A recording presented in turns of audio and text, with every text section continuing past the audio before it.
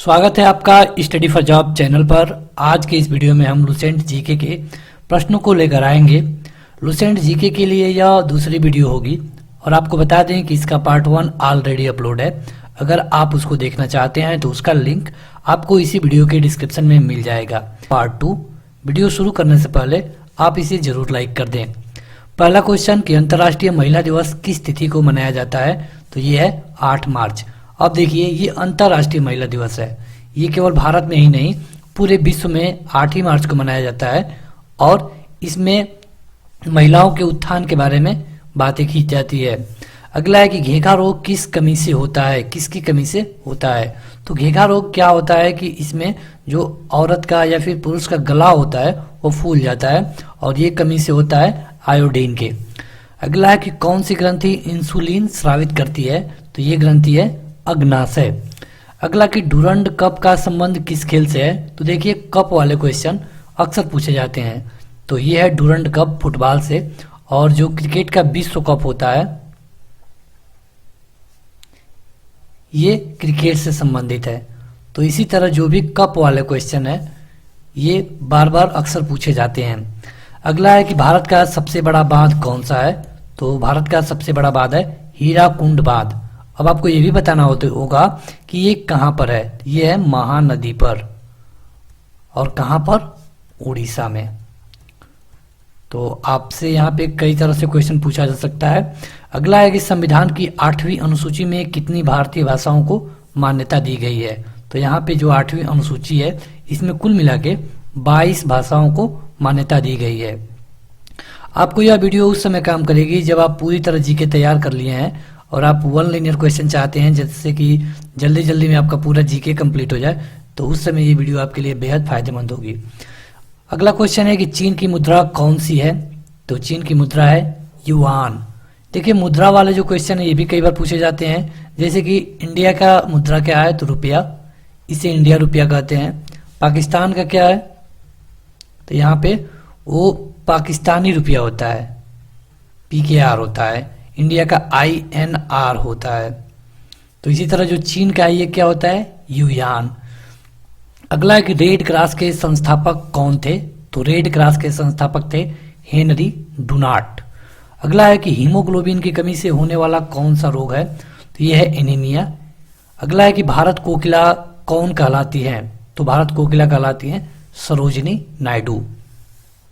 अगला कि दिल्ली में कुतुब मीनार किसने बनवानी शुरू की थी, तो दिल्ली में कुतुब मीनार बनवानी शुरू की थी कुतुबुद्दीन ऐबक ने। अब यहाँ पे ये भी पूछा जाता है कि किसके नाम पे कुतुब मीनार बनवाना शुरू किया गया, तो ये कुतुबुद्दीन बख्तियार काकी एक सूफी संत थे। कुतुबुद्दीन बख्तियार काकी ये एक सूफी संत थे। इन्हीं के नाम पे कुतुबुद्दीन ऐबक ने कुतुब मीनार का निर्माण शुरू करवाया। आपको पता होगा कि जो कुतुबुद्दीन ऐबक था 1206 में राजा बना और 1210 में इसकी मृत्यु हो गई। तो इसने इसका निर्माण तो शुरू करवा दिया था लेकिन इसे कंप्लीट नहीं करा पाया। तो कभी कभी ये भी पूछा जाता है कि कुतुब मीनार का निर्माण किसने पूरा करवाया, तो इसका सही उत्तर है इल्तुतमिश ने कंप्लीट करवाया। बनारस हिंदू विश्वविद्यालय के संस्थापक कौन थे, तो ये है मदन मोहन मालवीय। महामना मदन मोहन मालवीय कहते हैं, और इनके नाम पे अभी वाराणसी से दिल्ली के लिए एक ट्रेन भी चलाई गई है जो कि स्पेशल ट्रेन है। अगला कि अर्थशास्त्र के लेखक कौन थे, तो अर्थशास्त्र के लेखक थे चाणक्य। अब इनका दूसरा नाम है कौटिल्य। जो अर्थशास्त्र है ये एक बुक है, लेकिन ध्यान देने वाली बात यह है कि ये बुक इकोनॉमिक्स पे नहीं है। ये इकोनॉमिक्स पे नहीं है, जैसा कि अक्सर लोग इसका नाम सुन के इकोनॉमिक्स ट्रिक कर देते हैं। तो ये बुक राज व्यवस्था पे है, पॉलिटी पे ये बुक है। यहाँ पे इस बुक में बताया गया है कि एक राजा को कैसे राज करना चाहिए, अपने दुश्मनों के साथ कैसा व्यवहार करना चाहिए। अगला है कि विवेकानंद स्मारक कहाँ स्थित है, तो विवेकानंद स्मारक है कन्याकुमारी में। अब विवेकानंद से संबंधित एक क्वेश्चन पूछा जाता है कि रामकृष्ण मिशन की स्थापना किसने की। रामकृष्ण मिशन, तो इसकी स्थापना किया गया था स्वामी विवेकानंद के द्वारा। और कौन से स्टेट में, तो ये है पश्चिम बंगाल में। तो इस तरह जो भी संबंधित क्वेश्चन है वो हम आपको बताते चल रहे हैं। आप इस वीडियो में बने रहिए, और अगर अभी तक आपने इसको लाइक नहीं किया है तो प्लीज इसे अभी लाइक कर दीजिए। अगला है कि डचेस का मुख्यालय कहाँ पर स्थित है। डचेस मतलब कि सार्क, आपने सार्क सम्मेलन का नाम सुना होगा। इसमें खास करके एशिया वाले जो देश हैं वो इसमें हैं, और इसका जो मुख्यालय ये है काठमांडू में। काठमांडू मतलब नेपाल में। अब नेपाल के बारे में आपको बता दें कि नेपाल एक ऐसा देश है जो कभी अपना स्वतंत्रता दिवस नहीं मनाता है। क्यों नहीं मनाता है? क्योंकि यह कभी गुलाम हुआ ही नहीं। जब गुलाम हुआ नहीं तो स्वतंत्र होगा नहीं, और जब स्वतंत्र नहीं होगा तो स्वतंत्रता दिवस कहाँ से मनाएगा। अगला है कि डचेस में कितने सदस्य हैं। तो देखिए डचेस में कुल मिला के 8 सदस्य हैं। कौन कौन, ये भी कभी कभी क्वेश्चन पूछा जाता है। तो नेपाल, भारत, बांग्लादेश, श्रीलंका, मालदीव, भूटान, पाकिस्तान और अफगानिस्तान। देखिए सभी जो देश हैं सभी एशिया वाले देश हैं। आगे बढ़ते हैं तो भारत की तट रेखा की लंबाई कितनी है, मतलब कि समुद्री तट रेखा की लंबाई पूछी जा रही है, जैसे कि गुजरात, मुंबई, गोवा, उड़ीसा, पश्चिम बंगाल, इस तरह। तो कुल मिला के तट रेखा की लंबाई है 7516 और ये किलोमीटर में है। अगला क्वेश्चन कि विश्व में अब्रक का सबसे अधिक उत्पादन किस देश में होता है। तो अब्रक का सबसे अधिक उत्पादन होता है इंडिया में। अगला कि ग्रांड ट्रंक रोड किसने बनवाया था। तो ये था शेरशाह सूरी ने बनवाया। शेरशाह सूरी से संबंधित एक क्वेश्चन पूछा जाता है कि शेरशाह सूरी का मकबरा कहाँ पर है। तो ये है सासाराम में। ये क्वेश्चन कई बार पूछा गया है। अब सासाराम कहाँ है, तो बिहार में। ये मतलब कहाँ का राजा था, तो ये एक अफगान राजा था। अब इसने 1539 और 1540 में 2 बार हुमायूं को हराया था, और इसी के बाद हुमायूं हार के यहाँ से चला गया। हालांकि हुमायूं बाद में 1555 के करीब पुनः इंडिया में आया। अगला क्वेश्चन है कि विटामिन बी की कमी से कौन सा रोग होता है। तो विटामिन बी की कमी से होता है बेरी। देखिए जो विटामिन है इससे होने वाले रोग अक्सर पूछे जाते हैं। इसमें से खास है ए, बी, सी और डी। इनसे जो क्वेश्चन बनेगा ये हमेशा पूछा जाता है। जैसे कि आप देख लिए कि बी से बेरी हो गया, सी से क्या होता है, तो स्कर्वी होता है। इससे क्या होता है विटामिन डी से, तो विटामिन डी से होता है रिकेट्स। अब रिकेट्स क्या होता है, तो इसमें हड्डियां कमजोर हो जाती हैं, खास करके बच्चों में होता है। और ये से क्या होता है, रतौंधी होता है, रतौंधी। तो देखिए जो भी इससे रिलेटेड क्वेश्चन है हम आपको बताते जा रहे हैं। यहाँ पे अगला क्वेश्चन है कि विटामिन सी की कमी से कौन सा रोग होता है। तो हम आपको बता चुके हैं ये होता है स्कर्वी। अगला है कि दूध में कौन सा विटामिन नहीं होता है। तो विटामिन नहीं होता है विटामिन सी। विटामिन सी को छोड़ के ढेर सारे विटामिन होते हैं, लेकिन विटामिन सी नहीं होता है। अब विटामिन सी कहाँ पाया जाता है, तो विटामिन सी पाया जाता है अक्सर करके खट्टे फलों में, खट्टे फलों में। आगे बढ़ते हैं तो विटामिन डी की कमी से कौन सा रोग होता है। तो हम आपको बता चुके हैं कि विटामिन डी की कमी से कौन सा होता है, रिकेट्स। फिर एक बार बता दें कि विटामिन ए की कमी से रतौंधी, बी से बेरी, सी से स्कर्वी, और विटामिन डी से यहाँ पे आप देख रहे हैं रिकेट्स। आगे है कि विटामिन ई की कमी से कौन सा रोग होता है। तो विटामिन ई की कमी से होता है बांझपन। विटामिन सी की का रासायनिक नाम बताना है, तो यह है एस्कॉर्बिक एसिड यानी कि एस्कॉर्बिक अम्ल। अगला है कि वसा में घुलनशील विटामिन कौन से हैं। तो ये क्वेश्चन हमको याद है रेलवे में एक बार पूछा गया था, रेलवे ग्रुप डी के पेपर में। तो वसा में जो घुलनशील विटामिन है ए और ई है, ई और ई। अगला क्वेश्चन कि साधारण नमक का रासायनिक नाम। तो ये बेहद आसान है और कई बार पूछा गया है। तो ये है NaCl। ये है सोडियम, ये है क्लोराइड, मतलब कि सोडियम क्लोराइड। आगे है कि हंसाने वाली गैस का रासायनिक नाम क्या है। तो ये है N2O, नाइट्रस ऑक्साइड। इसको कहते हैं लाफिंग गैस भी कहते हैं, लाफिंग गैस। ऐसा क्यों? क्योंकि कहा जाता है कि जो व्यक्ति इसे सूंघ लेता है उसकी हंसी नहीं रुकती है और कभी कभी ज्यादा सूंघ लेने पे उसकी हंसते हंसते मृत्यु भी हो जाती है। अगला है कि धावन सोडा का रासायनिक नाम क्या है? तो धावन सोडा का रासायनिक नाम है सोडियम कार्बोनेट। अगला है कि पीतल किन दो धातुओं का मिश्रण है? तो पीतल है तांबा और जस्ता का। तांबा और जस्ता को मिला के पीतल बनता है। अगला है कि कैल्सीफेरॉल किस विटामिन का रासायनिक नाम है? तो इससे होता है, इसकी कमी से रिकेट्स। अब रिकेट्स से आपको समझ जाना चाहिए कि ये होता है विटामिन डी का। तो विटामिन डी का नाम है कैल्सीफेरॉल। जैसे कि हमने आपको भी विटामिन सी का नाम बताया था, अब ये आपको याद हो तो एस्कॉर्बिक अम्ल। तो विटामिन सी का एस्कॉर्बिक अम्ल और विटामिन डी का कैल्सीफेरॉल। अगला क्वेश्चन कि नेत्रदान में नेत्र के किस भाग का दान किया जाता है? तो आपने सुना होगा कई बार कि लोग मरने के बाद अपनी आंख दान दे देते हैं। तो इसमें जो पूरी आंख होती है, जैसे कि उसमें कर्निया होता है, पुतली होती है, तो इसमें कौन से भाग का दान दिया जाता है? तो यहाँ पे केवल और केवल कार्निया का दान दिया जाता है। किस विटामिन में कोबाल्ट होता है? तो विटामिन B12 में कोबाल्ट पाया जाता है। केसिका का पावर हाउस किसे कहा गया है? तो ये कहा जाता है माइटोकांड्रिया को। ये क्वेश्चन देखिए कई बार पूछा गया है, माइटोकांड्रिया वाला। अगला है कि लाल रक्त कणिकाओं का निर्माण हमारे शरीर के किस भाग में होता है? तो ये होता है बोन मैरो में, मतलब कि जो अस्थि मज्जा होता है उसमें लाल रक्त कणिकाएं बनती है। आपको पता होगा कि यहाँ पे ब्लड में आरबीसी और डब्ल्यूबीसी दोनों पाए जाते हैं। तो आरबीसी के बारे में बात हो रही है, ये बनता है अस्थि मज्जा में। अगला क्वेश्चन कि राष्ट्रीय विज्ञान दिवस कब मनाया जाता है? तो बेहद आसान, ये है 28 फरवरी को। क्यों मनाया जाता है, किसके यादगार में? तो एक रमन करके वैज्ञानिक थे, उन्हीं के यादगार में। क्यों? क्योंकि इनको 19 में मिला था नोबेल पुरस्कार। अब नोबेल पुरस्कार क्यों मिल गया? तो ये मिला था रमन इफेक्ट के लिए। अगला क्वेश्चन कि ब्लड प्रेशर मापने के लिए किस यंत्र का प्रयोग किया जाता है? तो ये है स्फेग्नोमैनोमीटर। इससे ब्लड प्रेशर मापा जाता है। अगला है कि कंप्यूटर की परमानेंट मेमोरी क्या होती है? तो ये होती है रोम। रोम यानी कि रीड ओनली मेमोरी।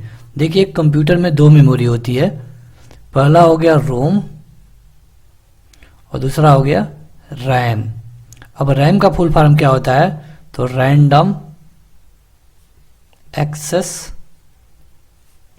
मेमोरी, ये रैम का होता है। और रोम का क्या होता है? Read only memory.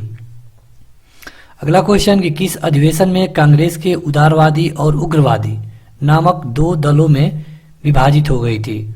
मतलब जो आपने सुना होगा गरम दल और नरम दल, ये दोनों जो दल था, मतलब कि इसमें हाई फाई लोग थे, मतलब कि गुस्सा आ जाते थे। यहाँ पे नरम दल में गांधी जी थे, मतलब गांधी जी वाला ग्रुप था, हालांकि गांधी जी उस समय नहीं थे। तो इन दोनों में विभाजन हो गया था 1907 में। कहाँ? तो सूरत में। फिर ये लोग बाद में मिल गए कहाँ पर? 1916 में। तो ये क्वेश्चन भी पूछा गया है कि दोनों जो दोनों दल थे कब मिल गए? तो 1916 में। कब बटे? तो 1909 में। अगला क्वेश्चन कि तंजौर का बृहदेश्वर मंदिर किसने बनवाया था? तो ये बनवाया था राजा राज प्रथम ने, और ये चोल वंश का राजा था, राजा राज प्रथम। अगला है कि मुगल सम्राट अकबर का जन्म कहाँ हुआ था? तो इनका जन्म हुआ था अमरकोट के दुर्ग में। देखिए जिस समय अकबर का जन्म हुआ करीब 1542 में। तो देखिए जिस समय अकबर का जन्म हुआ मतलब 1542 में, उस समय इनके पिता हुमायूं कहीं के राजा नहीं थे, क्योंकि वो 1539 और 1540 ये दोनों युद्ध शेर शाह सूरी से हार चुके थे। अब शेर शाह सूरी के बारे में हम आपको बता चुके हैं, कहाँ का राजा था? तो यहाँ पे सासाराम का, वैसे अफगान से थे वो, और उन्होंने क्या बनवाया? तो ग्रैंड ट्रंक रोड बनवाया। अगला क्वेश्चन कि वर्ष 2014 का फुटबॉल विश्व कप किस देश में आयोजित हुआ? तो ये था ब्राजील। 2018 का फुटबॉल विश्व कप किस देश में हुआ? तो ये था रूस। रूस की राजधानी मॉस्को। अगला क्वेश्चन कि वर्ष 2014 के कॉमनवेल्थ कहाँ हुए थे? ये हुआ था ग्लासगो, और ये कहाँ पर है? स्कॉटलैंड में। अगला क्वेश्चन कि वर्ष 2015 का क्रिकेट विश्व कप कहाँ पर हुआ? तो ये था न्यूजीलैंड और ऑस्ट्रेलिया में। चलिए आपके लिए क्वेश्चन है, आप हमें कमेंट करके बताइए कि वर्ष 2019 का क्रिकेट विश्व कप कहाँ पर होगा। अपना उत्तर हमें कमेंट करके जरूर बताइए। अगला क्वेश्चन कि संसद के दोनों सदनों की संयुक्त बैठक कौन कराता है? ये करता है, अध्यक्षता कौन करता है? तो ये करता है लोकसभा अध्यक्ष। देखिए जो संसद में दो सदन है, राज्यसभा और लोकसभा, इन दोनों की बैठक अलग अलग होती है। अगर इन दोनों को एक साथ बैठक करवाना होता है तो ये केवल संभव है आर्टिकल 108 के तहत। 108 में जो प्रेसिडेंट होता है वो ऐसा करवा सकता है। हालांकि जब इसकी बैठक होगी तो जो इसका चेयरमैन होगा वो लोकसभा का चेयरमैन ही इसका चेयरमैन बनेगा। अब इस समय 2018 में 19 में लोकसभा का चेयरमैन कौन है? तो ये है सुमित्रा महाजन। अब ये भी पूछा जा सकता है कि ये कहां से सांसद हैं? तो ये है विदिशा। विदिशा कहां पर है? ये है एमपी। एमपी में इस समय किसकी सरकार है? कांग्रेस की। तो एमपी की राजधानी कहाँ है? भोपाल। अगला क्वेश्चन कि भारत के प्रथम लोकसभा अध्यक्ष कौन थे? तो ये थे गणेश वासुदेव मावलंकर। इनको जीवी मावलंकर के नाम से आपने कई बार पढ़ा होगा। और इस समय कौन है? सुमित्रा महाजन। इससे पहले कौन था? मीरा कुमार। ये बिहार की जगजीवन राम की पुत्री थी। अगला क्वेश्चन कि भारतीय संविधान के किस अनुच्छेद के तहत जम्मू कश्मीर को विशेष दर्जा प्राप्त है? तो ये है 370, और इसके बारे में आप जरूर जानते होंगे। अगला कि कोई विधेयक धन विधेयक है या नहीं, इसका निर्णय कौन करता है? तो देखिए जो धन विधेयक है इसके बारे में जो लोकसभा है उसको स्पेशल पावर होती है। जैसे कि धन विधेयक के बारे में अगर कोई बिल है और उसको लोकसभा पारित कर देता है और राज्यसभा में जाकर वो बिल रुक जाती है या फिर लोकसभा को रिटर्न कर दिया जाता है, तो यहाँ पे लोकसभा की मर्जी है कि उस बिल में परिवर्तन करे या ना करे। फिर जब लोकसभा इसे पास करा के राज्यसभा के पास भेजेगा तो राज्यसभा उसे रोक नहीं सकता है। कहने का मतलब ये कि धन विधेयक वाले मामलों में राज्यसभा की कोई वैल्यू नहीं है, यह केवल सुझाव दे सकते हैं, उसे रोक नहीं सकते हैं। जैसे कि ये अभी आपने देखा था आधार बिल के बारे में, जो आधार कार्ड का बिल था, आधार कार्ड के लिए इसको धन विधेयक बताकर लोकसभा में पास कराया गया था। जब लोकसभा में पास कराया गया धन विधेयक बता के, तो राज्यसभा इसे रोक नहीं पाएगी। अब देखिए जो ये धन विधेयक है इसका निर्णय कौन करता है कि ये धन विधेयक है या फिर कोई दूसरा विधेयक है? तो इसका निर्णय करता है लोकसभा अध्यक्ष। इसका निर्णय हमेशा लोकसभा का अध्यक्ष करता है। विश्व का सबसे बड़ा महाद्वीप कौन सा है? बेहद आसान, एशिया। अब आपके लिए एक सवाल है, आप हमें कमेंट करके बताइए कि विश्व में कुल कितने महाद्वीप हैं? सबसे बड़ा तो आपने बता दिया एशिया, अब आपको बताना है महाद्वीपों की संख्या। कमेंट करके जरूर बताइए। अगला है कि हैदराबाद किस नदी पर बसा है? तो देखिए इस तरह के क्वेश्चन बार बार पूछे गए हैं और इसके लिए हम अलग से एक वीडियो बना देंगे। हैदराबाद है मूसी नदी के पर। इससे ये भी पूछा जाता है कि लखनऊ ये किस नदी के किनारे है? तो गोमती। जैसे कि लंदन किस नदी के किनारे है? टेम्स। वाराणसी किस नदी के किनारे है? गंगा। इसी तरह जो भी नदी के किनारे वाले शहर हैं उसके बारे में अक्सर क्वेश्चन पूछा ही जाता है। बढ़ते हैं अगले क्वेश्चन पे। अगला क्वेश्चन है कि विश्व में चांदी का सबसे बड़ा उत्पादक देश कौन है? तो चांदी का सबसे बड़ा उत्पादक है मैक्सिको। भारत किसका और सबसे बड़ा उत्पादक है? अभी हम कवर कर चुके हैं, अभ्रक का। भारत सबसे बड़ा है अभ्रक का। अगला क्वेश्चन कि क्षेत्रफल के अनुसार विश्व का सबसे छोटा देश कौन है? तो यह है वेटिकन सिटी। चलिए आप बताइए कि विश्व का सबसे बड़ा देश कौन है क्षेत्रफल के अनुसार? कमेंट करके बताइए तुरंत बताइए। हम इसे क्लीन करने के बाद आपको उत्तर बता देंगे। अभी सबसे बड़ा देश है रूस। इसको पहले सोवियत संघ कहा जाता था, सोवियत संघ। हालांकि बाद में जब इसका डिवाइडेशन हो गया तो इसे अब रूस कहा जाने लगा। अब ये भी पूछा जा सकता है कि जनसंख्या की दृष्टि से सबसे बड़ा कौन है पूरे विश्व में, तो ये है चाइना। इसके बाद कौन है, इंडिया। अब ये भी पूछा जा सकता है, जैसे कि एक करंट क्वेश्चन हम आपको बता दे रहे हैं, करंट क्वेश्चन। यहाँ पे एक करंट क्वेश्चन निकल गया है कि 1 जनवरी 2019 को सबसे ज्यादा किस देश में बच्चों का जन्म हुआ, तो सबसे ज्यादा जन्म हुआ था इंडिया में।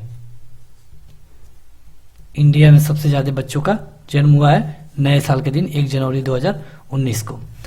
अगला कि विश्व में चांदी का सबसे बड़ा उत्पादक, तो ये हम कवर कर चुके हैं, आगे बढ़ते हैं। अगला है कि स्वेज नहर किन 2 सागरों को जोड़ती है, तो स्वेज नहर जोड़ती है भूमध्य सागर और लाल सागर को। अगला है कि पनामा नहर किन 2 महासागरों को जोड़ती है, तो यह है प्रशांत महासागर और उत्तरी अटलांटिका महासागर। अगला है कि भारत के संघीय क्षेत्र, मतलब कि जो 7 राष्ट्रीय वाले क्षेत्र हैं, दादर एवं नागर हवेली की राजधानी कहाँ है, तो यह है सिलवासा। इसी तरह आपको बताना है कि दिल्ली की राजधानी कहाँ है, तो दिल्ली की राजधानी है दिल्ली ही। अगला क्वेश्चन कि क्षेत्रफल की दृष्टि से भारत का सबसे बड़ा राज्य कौन सा है, तो सबसे बड़ा राज्य है राजस्थान। अब आप बताइए कि सबसे अधिक जनसंख्या किसमें है, इंडिया में कौन से प्रदेश में, कमेंट करिए तुरंत। सबसे अधिक जनसंख्या यूपी में, लगभग 20 करोड़। ये 2011 की जनगणना है, और आपको अगर कहीं परीक्षा में पूछता है तो आप इसी जनगणना के हिसाब से बताएंगे कब तक, 2021 तक। अगला क्वेश्चन कि पृथ्वी दिवस कब मनाया जाता है, तो ये मनाया जाता है 22 अप्रैल को। तो डे वाले भी क्वेश्चन कई बार पूछे जाते हैं एग्जाम में, आप इसे अच्छे से याद कर लेंगे। आपको बता दें कि अगर आप इसे अच्छे तरीके से और पढ़ना चाहते हैं या फिर इसका पीडीएफ डाउनलोड करना चाहते हैं तो आपको वो भी मिल जाएगा, और इसके लिए आपको हमारी वेबसाइट पे जाना होता है, जिसका लिंक आपको इसी वीडियो के डिस्क्रिप्शन में मिल जाएगा। तो अगर अभी तक आपने इस वीडियो को लाइक नहीं किया है तो इसे जरूर लाइक करिए। हालांकि आप इस वीडियो में बने रहिए क्योंकि अभी क्वेश्चन बाकी हैं और बढ़ते हैं आगे। लेकिन जो लोग अभी तक इसे लाइक नहीं किए हैं इसे जरूर लाइक करें, अपने दोस्तों में शेयर कर दें ताकि सबको फायदा हो सके।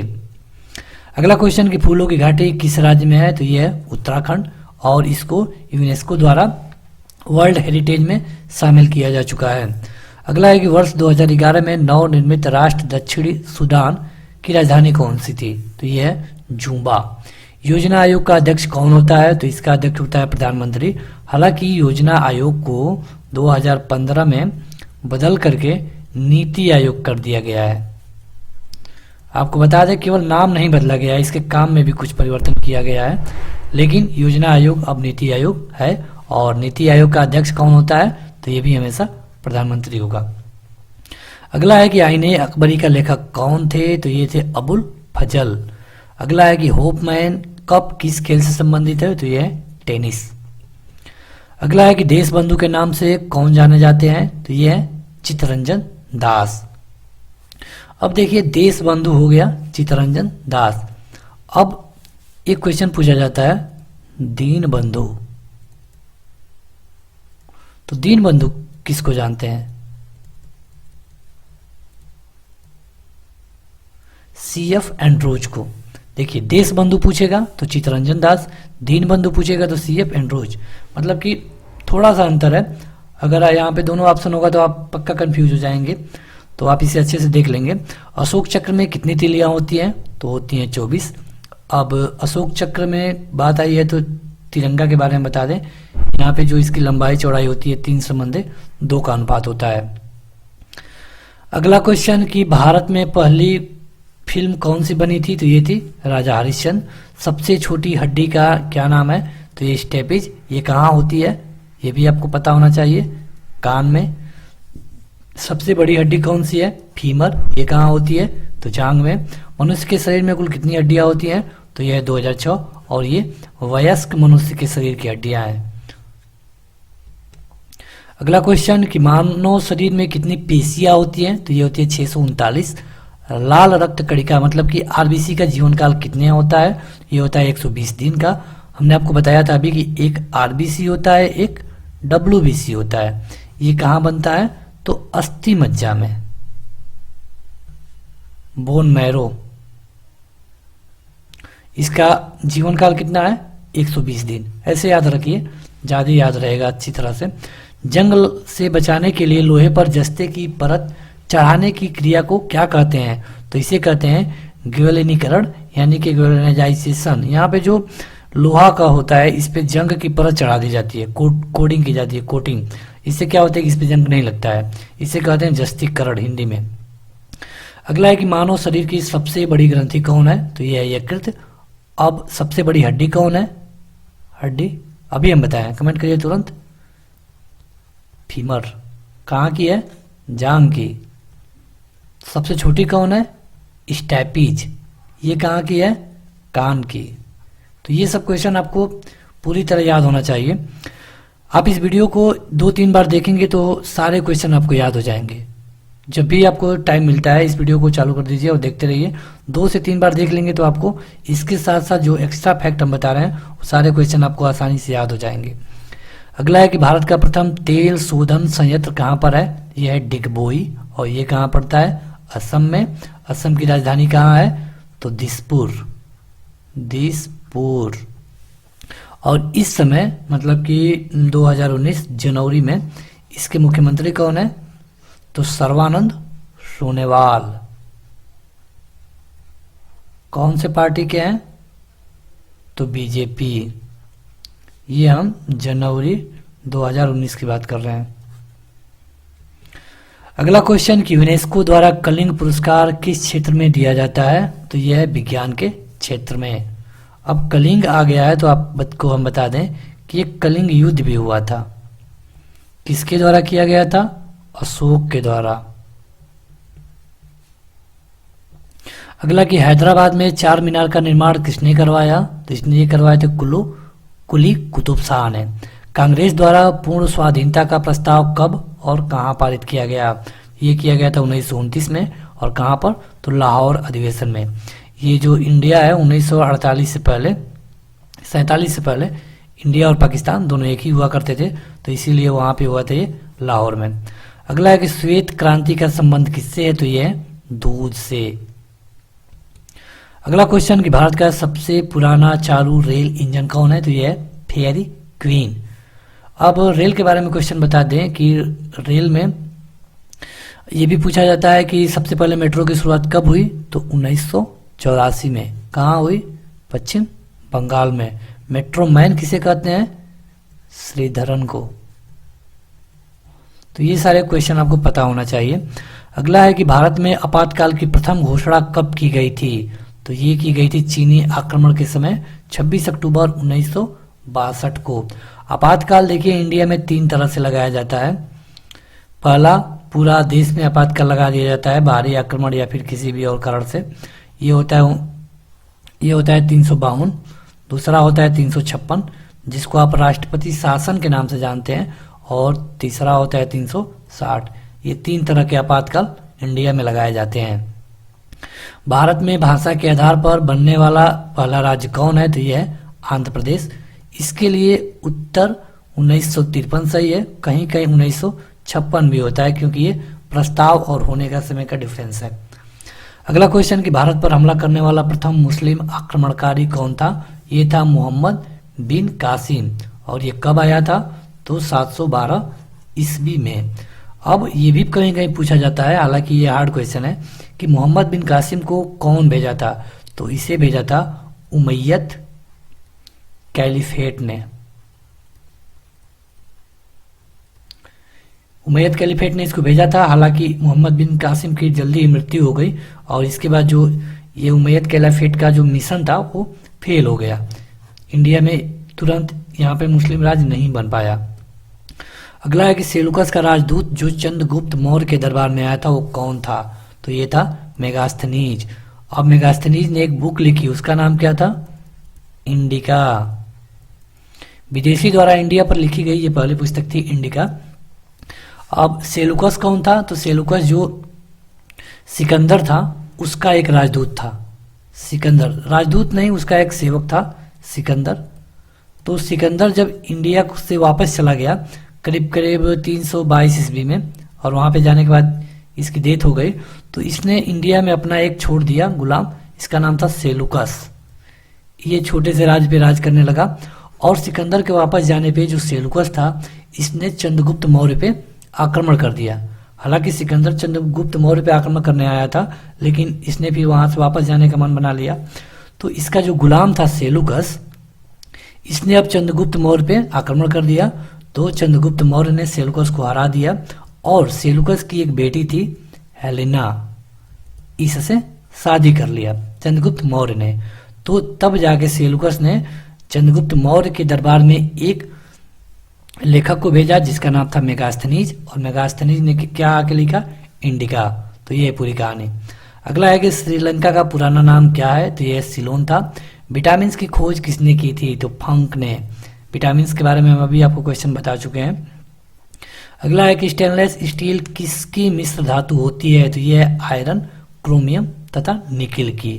अगला है कि कांसा किसकी मिश्र धातु होती है, तो ये कॉपर तथा टीन की। तो अगर अभी तक आपने इस वीडियो को लाइक नहीं किया है तो इसे जरूर लाइक कर दीजिए, और आपसे एक रिक्वेस्ट है कि इसे अपने दोस्तों में शेयर करिए ताकि सबको फायदा हो सके। इस वीडियो के में बीच में जो ऐड आ रहे हैं, मतलब कि एडवर्टाइजमेंट हो रहा है, आप उसे स्किप मत करिए। ये आपके लिए ब्रेक हो जाएगा क्योंकि ये वीडियो बड़ी होती जा रही है, और आप जितने समय ऐड चल रहा है उतना समय तक ब्रेक ले सकते हैं। अगला क्वेश्चन है कि स्वामी विवेकानंद ने शिकागो में हुए विश्व धर्म सम्मेलन को कब संबोधित किया, तो ये किया था 1893 में। अगला है कि जलियांवाला बाग हत्याकांड कब हुआ, तो 13 अप्रैल 1919 को। कहाँ हुआ, तो पंजाब में हुआ। इसमें कुछ लोग, इंडियन लोग एक सभा कर रहे थे, निहत्थे, और वहां पे जो जनरल डायर था, इन निहत्थे लोगों को घेर कर इन पे गोली चलाने का आदेश दे दिया, और जिसमें लगभग 1000 लोग मारे गए। इसे कहा जाता है जलियांवाला बाग हत्याकांड। हुआ था 13 अप्रैल 1919 को। अगला क्वेश्चन, पृथ्वी पर उत्तरी गोलार्ध में सबसे बड़ा दिन कब होता है, तो ये होता है 21 जून को। आगे है कि महात्मा बुद्ध ने अपना पहला उपदेश कहाँ दिया था, तो ये दिया था सारनाथ में। अगला कि साइमन कमीशन के बहिष्कार के दौरान लाठीचार्ज में किस नेता की मृत्यु हो गई थी, तो ये हुआ था लाला लाजपत राय के। यहाँ पे देखिए इनका एक कथन है जो कि बार बार पूछा जाता है, मेरे सिर पर गिरने वाले एक एक लाठी की चोट अंग्रेज सरकार के लिए पता नहीं कैसे साबित होगा, यही है इनका पूरा। अगला है कि भारत में निर्मित प्रथम कंप्यूटर का क्या नाम है, तो यह है सिद्धार्थ। गायत्री मंत्र का उल्लेख किस ग्रंथ में है, यह है ऋग्वेद में। और गायत्री मंत्र किसके लिए है, ये भी पूछा जाता है, ये है सूर्य के लिए। सूर्य देव की स्तुति के लिए गायत्री मंत्र बनाया गया, जैसे कि ओम भूर्भुवस्सुः, ये वाला जो मंत्र है ये गायत्री मंत्र है, ये ऋग्वेद से लिया गया है। ऋग्वेद के बारे में बता दें कि ये सबसे पुराना ग्रंथ है, वेद है। वेदों की संख्या कितनी है ये भी आपको जानना चाहिए, 4। सबसे पुराना ऋग्वेद है। अगला क्वेश्चन कि मानव शरीर में पाचन क्रिया अधिकतर किस अंग में संपन्न होती है, ये होती है छोटी हाथ में। अगला कि आनुवांशिकता के नियमों का प्रतिपादन किसने किया था, ये किया गया था ग्रेगर जॉन मेंटल या फिर ग्रेगर मेंटल के द्वारा। तो आज की इस वीडियो में इतना ही। आप इस वीडियो को जरूर लाइक करिए, अपने दोस्तों में शेयर करिए। आप इसको अच्छे से पढ़ सकते हैं, अगर पढ़ना चाहते हैं तो इसका लिंक इस वीडियो के डिस्क्रिप्शन में दिया जा चुका है, आप वहां से जाके इसका PDF भी डाउनलोड कर पाएंगे। आज के इस वीडियो में इतना ही। स्टडी और जॉब की अपडेट सबसे पहले पाने के लिए हमारे चैनल स्टडी फॉर जॉब को सब्सक्राइब करें। Thank you.